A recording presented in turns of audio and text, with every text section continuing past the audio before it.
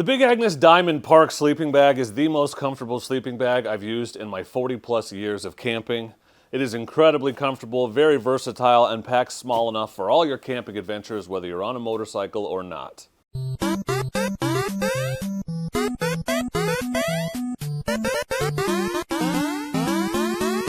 This video is sponsored by motocampnerd.com. You're going to want to head over to motocampnerd.com for all of your motorcycle camping needs. Motocamp Nerd is the only website on the internet dedicated specifically to the needs of motorcycle campers. The owner, Ben, is a friend. He's a small business owner trying to get this thing off the ground while working 40 hours a week at his day job. Please pop over to Motocamp Nerd, check out the site, and don't forget that you can use promo code Dork in the road to save 10% off your first order, which is not nothing, especially when you're looking at an awesome sleeping bag like this. This is the Big Agnes Diamond Park Zero. This is my favorite sleeping bag of all time. You guys know that if you've been following the channel. I've been using and loving it and raving about it for 2 years. So I thought instead of me just repeating stuff that I've said over and over, I would ask my friends who have also bought and been using these bags for their opinion. And I'm going to share what they said with you, but I'm going to do perfect impressions of each of them. If you are going to splurge on a piece of camping equipment, this is one of those rare items that's actually worth it. If paired with a good pad, of course.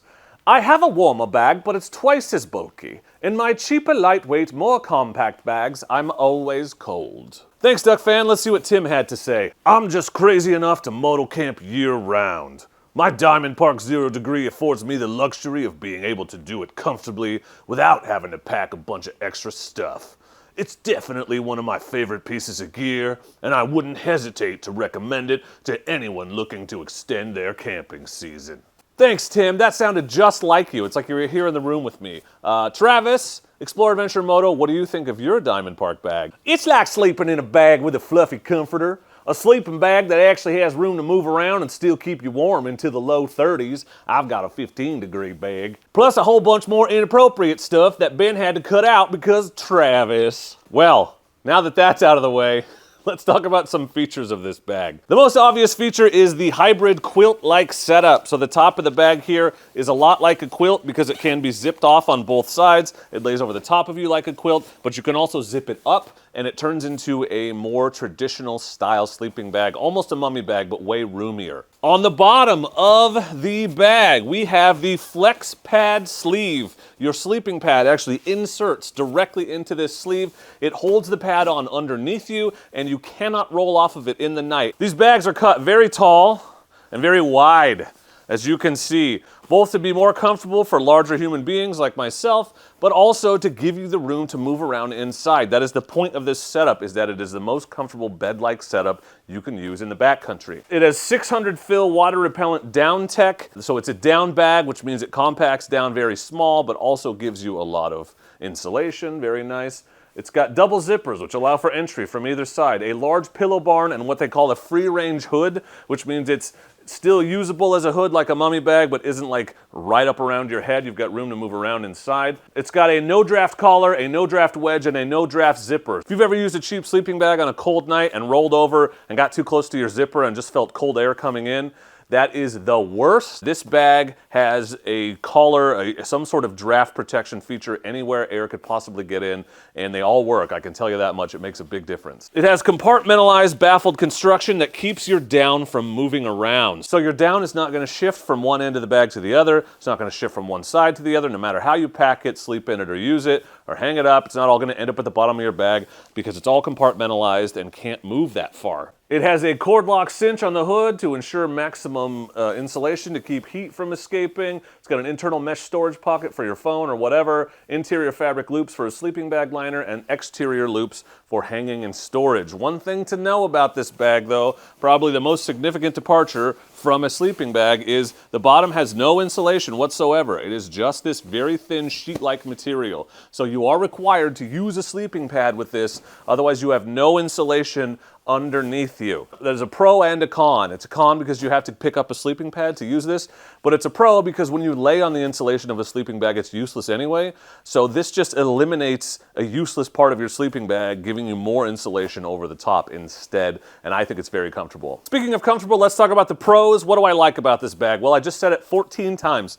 It is the most bed-like sleep you can get in the backcountry. It is an incredibly comfortable bag that allows me, a side and stomach sleeper, to roll around inside, toss and turn like I do, to pull the quilt, because when you unzip both sides, this feels like a comforter at home. It doesn't feel like a sleeping bag unless you zip it all the way up and want it to. I can pull it up, tuck it in under my chin, get comfortable in a variety of positions, and have room to move my legs around, kick one leg out, whatever it is. Inside the bag, it is so comfortable, and I cannot overstate how nice it is to know that no matter what you do, you cannot roll off of your sleeping pad. It's incredibly versatile because, as I mentioned, you can zip it all the way up and it's like a big mummy bag. You can unzip the side zippers and it's just like a quilt laying on top of you, or you can buy the optional wedge, which allows you to remove this back piece entirely and zip the two sides together with a little wedge to give you a little bit more space and a little bit more insulation, and turn it into a true mummy bag. So it's a very versatile setup, which is good because it's not cheap. This free-range hood, which is supposedly designed so that you can get up in and out of it and move your head around inside, but it's also useful for a myriad of other things. So when I sleep as a side sleeper, it's often like this, with my arm up, or on my side with my arm like this. Okay? In a traditional sleeping bag, my arm's just freezing. It's just out in the cold all night. With this free-range hood, my arm goes up inside of it like this, and I don't lose any heat. My arm is warm, it's comfortable, and I love how versatile it is, so that I'm not fighting to keep parts of me warm while trying to keep other parts of me comfortable all night long. The double zippers, I cannot overstate the importance and awesomeness of the double zippers. Not just because of the versatility, which I've mentioned, but tell me if this has ever happened to you. You set up your tent, you're like, oh, that end is uphill, so I'm gonna put my bag up there. You can only really get in on one side of your tent, so that's the entry side. You throw your bag in, you set everything up, and once you get it set up, you look and go, crap, that end is actually higher. Well, with a traditional bag, you can flip it around, but you're maybe gonna have to crawl over the bag to get in, right? This bag, I just zip up the one side and unzip the other, and I can still get in on either side. I didn't know how much I needed that feature until I had it, but man, being able to get in and out from either side of the bag is super underrated, and I super dig that feature. So well thought out, well planned, Big Agnes. The bottom of this bag not having insulation, I think, is both a pro and a con. And it's a pro to me because it feels like a sheet. Nice and cool, comfortable to the touch, like a sheet on a bed at home. I really like that, particularly when paired with a good pad. If you're wondering if it works in cold temperatures, this bag is very warm. I've had it down to freezing, 30 degrees, 32 degrees, right at freezing, a little bit below. I've camped with many of my friends, all of whom have these bags now because it's just that good. They've all been very comfortable. In fact, Duckfan and Trav have the 15-degree bag, and they've camped in the same temperatures I've camped in my 0-degree bag and been just as comfortable as me, it seems like. So it's a very warm bag, very comfortable bag, and it will serve you well even down to lower temperatures. I mean, you're not gonna go snow camping with it.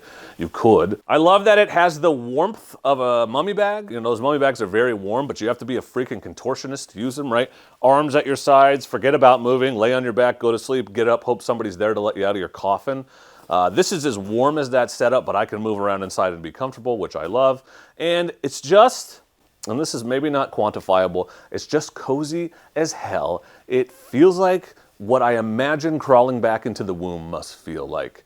I look forward to going to bed when I'm camping now, and that was not something I said before I got this bag. But it isn't perfect. Like all gear, it has pros and cons, so there are some things that I don't like about it. Chief among those is the pack size. It packs bigger than other options. You can get it down to the size of a basketball depending on which stuff sack that you use. That's for the 0. Obviously the 15 and the 30 pack even smaller. My 30 packed down to about the size of a cantaloupe, I think, but it's much bigger than a lot of other sleeping options out there for moto campers. So if you're summer camping or only camping in the summer and maybe a couple shoulder seasons, I don't know if I'd go with the 0. If you never winter camp, I would maybe get the 30, save yourself some money and some pack space. But this packs down pretty big. I just did it earlier. I got some footage that I'll throw in for you. So that is a con. It's very warm in the summer if you have the 0-degree, but you could also just unzip the bottom, leave the bottom layer at home and just sleep under the top half of this like a quilt.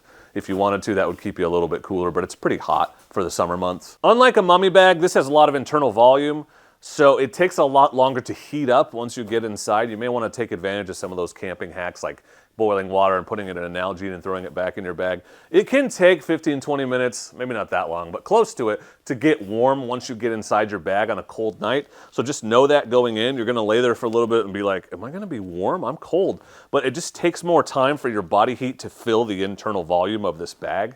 But rest assured, once it gets there, you're gonna be perfectly cozy, but it does take longer. It doesn't come with a compression sack or straps. It does come with a stuff sack. I really like these event bags because they're waterproof, but they also breathe from sea to summit. You can get that at motocampnerd.com. But before that, I was just using this. This is a Red Camp bag from Amazon, and it works perfectly fine for this. So the stuff sack it comes with does not have compression straps, so it'll make it small, but not really, really small if you're trying to pack it into motorcycle luggage like we like. So you will need to get either a compression bag separately or straps to go on the stuff sack that it comes with. And another huge con of this bag, and the most obvious one, is it is expensive. This Diamond Park Zero is a $450 sleeping bag. The 15 is $400, and the Diamond Park 30 is $350. So this is not beginner entry-level gear, just pricing-wise. I think a beginner would be very comfortable in it, but it's the kind of gear you don't buy until you know that you're gonna go camping a lot, that you're gonna use it a lot. The nice thing is it's such high quality, you know it's gonna last you forever. I don't want anything else. I have not had the desire to use or sleep in anything else in the winter since I got this bag, but it is expensive. It's not cheap. You can save 10% though if you use my promo code on Motocamp Nerd on your first order. So, you know, it's like 45 bucks off this, which is, as I like to say, not nothing. The other big con is it requires a sleeping pad. Now, I don't know anyone that goes camping without one.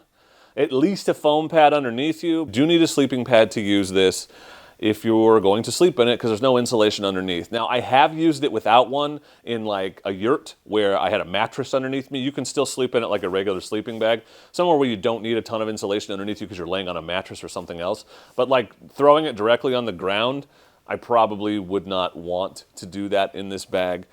You definitely want a sleeping pad. I personally recommend the Big Agnes Boundary Deluxe or the Divide, which used to be called the Q-Core Deluxe and the Insulated Air Core Ultra, both of which I have. That Q-Core is huge, very comfortable pad, but my Insulated Air Core Ultra is a little bit less expensive pad that's been really good, very warm, it's got a high R value. So I recommend those. They work really well with this setup, and I have the super widest, biggest one, and also the narrowest but longest one, and they both fit in this bag expertly. But you do need to buy a sleeping pad, and that is a con, especially on a bag that already costs this much money. That's the bag, that's the pros and the cons. What's the final conclusion? I gotta tell you, it is an expensive bag, but it's so worth it to know that I'm gonna sleep well when I'm camping. I never looked forward to sleeping while camping. I always just assumed I would sleep badly or not at all and be not rested and tired the next day.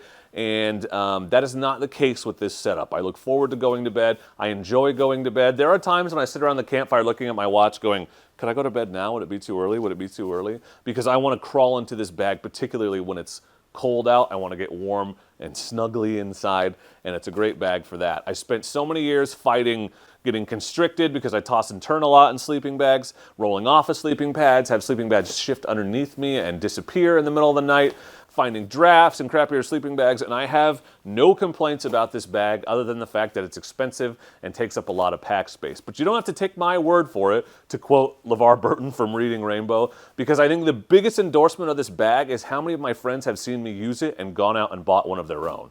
Tim has one, Travis has one, Duck Fan has one, and that's just a few of my personal friends who have gone out and bought these on my recommendations. I've also had a ton of subscribers reach out and say, thank you for your recommendation of the Diamond Park bag. Oh my God, it's so comfortable. I didn't know I could camp so comfortably away from home. It is an expensive investment, but I think, in my opinion, it is so worth it when you become a person who camps a lot, when you know that the money that you invest is going to pay off over a lot of trips. I think you'll see that it's worth it and it's money well spent. And bravo to Big Agnes for putting this together, and thank you, Motocamp Nerd, for selling and getting this bag in front of me so that I could find it and discover it. Thanks again to Motocamp Nerd for sponsoring this video. I highly encourage you to bop over to Motocamp Nerd's site and check out all of his many, many, many curated motorcycle camping gear offerings. Ben is a moto camper. He only sells stuff that he believes in and has used and tested himself. And you can see that on his YouTube channel, his Instagram, or just by going to the website. I will link this bag, my sleeping pads, and everything else related to this in the description below. And please let me know if you have any comments about this bag or questions about this bag. Have you used this bag? What does it feel like to you? Do you think it's worth the money? Please leave that in the comments. Also, if you're looking for some inspiration for your own motorcycle camping journeys, take a look at my full motorcycle camping video and other types of camping video playlist. It's like 50 videos or something now, and you can get your inspiration for all kinds of motorcycle camping or other types of camping, where you can go out and use your awesome new bag when you get it. Thank you for watching. I appreciate you, and please do not forget to be excellent to each other. Thank you. Excellent!